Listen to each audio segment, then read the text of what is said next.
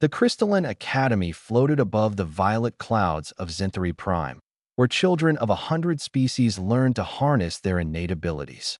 Kennedy stood apart from the others during morning exercises. Her human hands clenched at her sides as she watched her classmates perform feats she could only dream of. Zeldar, the Vrikshan boy beside her, lifted 3 training spheres with mere thought, his crystalline skin pulsing with bioluminescent energy. Across the courtyard, a young Drachnith girl breathed controlled flames that danced in elegant patterns. Even the smallest children could teleport short distances, phase through solid matter, or communicate telepathically. Kennedy could do none of these things. She was human, the only human child in a school of gifted beings, and humans, as everyone knew, were born without powers. Perhaps you should observe from the meditation tower, Instructor Velgon suggested, his tone not unkind but heavy with pity. Your species has other strengths. Kennedy nodded silently and walked away, ignoring the whispers that followed her. She'd heard them all before. The powerless one, the empty vessel, the human curiosity. Her parents worked at the nearby diplomatic station, and they'd insisted she attend the academy despite the obvious mismatch. You'll learn so much, they'd said. She was learning, all right, learning exactly how inadequate she was. She found refuge in the maintenance level, a place most students avoided. The humming machinery and blinking consoles felt more honest than the pristine training halls above. Here, at least, things worked according to rules she could understand. That's where she first saw him. That a figure in brilliant red coveralls knelt beside an exposed power conduit, tools spread around him in organized chaos. His dark skin glistened with sweat, and his hands moved with practiced precision as he recalibrated something deep within the academy's infrastructure. He was humming, actually humming, some tune Kennedy didn't recognize. "You're human," Kennedy blurted out before she could stop herself. The man looked up, and his face broke into a warm smile. "Guilty as charged. Name's Josiah." He wiped his hand on his coveralls before extending it. "You must be Kennedy. Heard there was another human around here." She shook his hand, surprised by the strength in his grip. "You're a mechanic?" "Chief engineer, technically, but yeah, I fix things." He gestured at the maze of technology around them. This whole station runs on about 17 different alien tech systems, most of which weren't designed to work together. Somebody's got to make sense of it all. "But you're just..." Kennedy trailed off, realizing how rude she sounded. "Human," Josiah finished, chuckling. "No telepathy, no energy manipulation, no natural armor or wings, or any of that fancy stuff the other species have." He turned back to his work, making minute adjustments with a tool that looked like it had been built from 3 different devices. "True enough. But you know what humans do have." Kennedy shook her head. "We adapt. We improvise. We look at a universe that didn't give us built-in advantages, and we build our own." He tapped the side of his head. "Every species here was born with their gifts. They never had to think about how things work. They just make it happen. But humans? We had to figure everything out from scratch." Over the following weeks, Kennedy found herself drawn back to the maintenance level.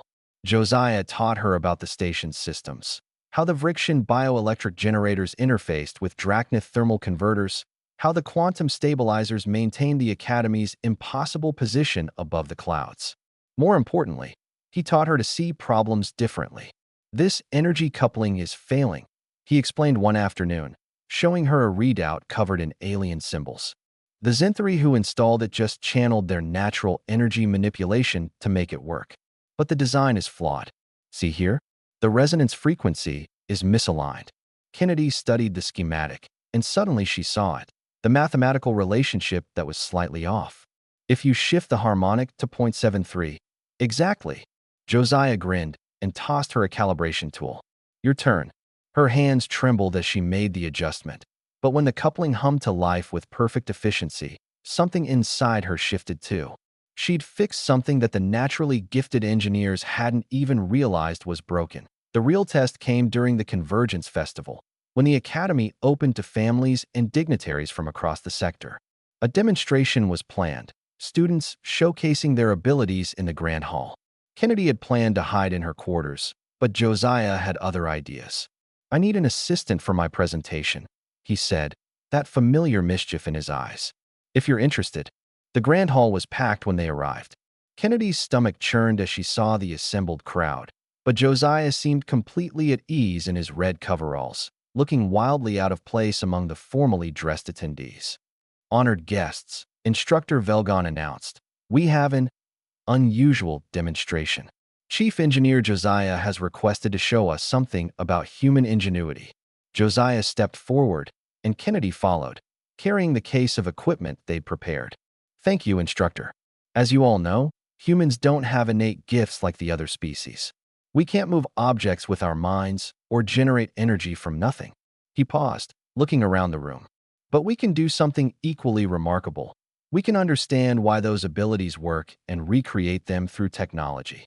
With Kennedy's help, he unveiled their project, a portable shield generator no larger than a briefcase, cobbled together from spare parts and rejected components. The Zenthari used natural energy manipulation to create barriers. Beautiful, elegant, but limited to individuals. What if anyone could have that protection? He activated the device. A shimmering field of energy expanded around them, and gasps rippled through the audience. Now here's the impressive part, Josiah continued. Kennedy, if you would. Kennedy's heart pounded as she approached the control panel they'd built. She input the commands they'd practiced, and the shield began to shift, expanding, contracting, changing color and density. Each modification would have required a Zenthari master years to learn, but the technology made it accessible. Humans look at the impossible, Josiah said quietly, and we build a bridge to it. We study, we learn, we create. Our gift is understanding, and that might be the most powerful ability of all. In the audience, Kennedy saw her parents beaming with pride. Even Instructor Velgon looked impressed, his usual condescension replaced with something like respect. As they packed up their equipment afterward, several students approached with questions. Zeldar was particularly curious about the harmonic frequencies involved. Could you teach me how the calculations work? He asked Kennedy directly.